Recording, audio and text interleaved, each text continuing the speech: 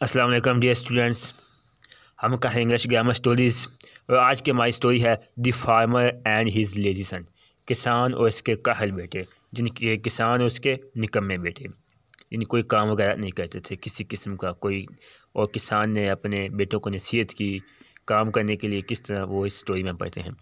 اے farmer head 4 lazy سن، ایک کسان کے 4 بیٹے تھے۔ 4 لیزی سن، لیزی کاہل، نکمے بیکار، سنس بیٹے۔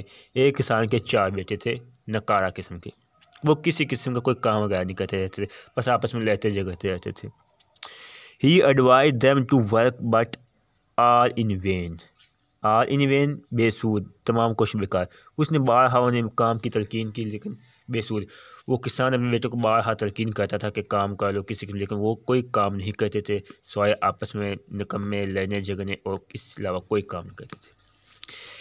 ہی fell seriously ill، وہ شدید بیمار پائے گئے، وہ کسان ایک دن شدید بیمار پائے گئے۔ ہی sent for his son، اس نے اپنے بیٹوں کو بلایا۔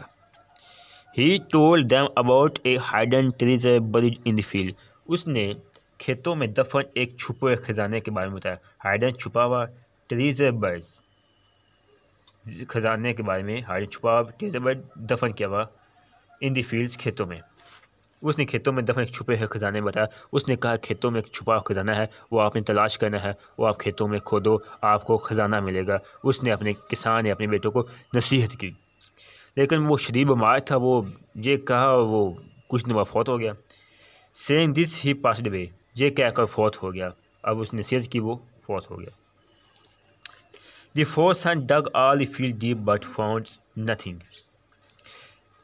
ڈگ کھودنا، آل فیلڈ تمام کھیتوں میں، ڈیپ گہرائی، بٹ نہیں، فاؤنڈ بٹ لیکن، فاؤنڈ ملا، اینی تھنگ کچھ بھی۔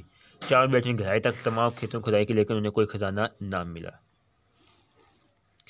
اے wise man advised them to sow seeds in the field, ایک دانا آدمی نے انہیں تجویز کی وہ کھیتوں میں بیج بو دیں۔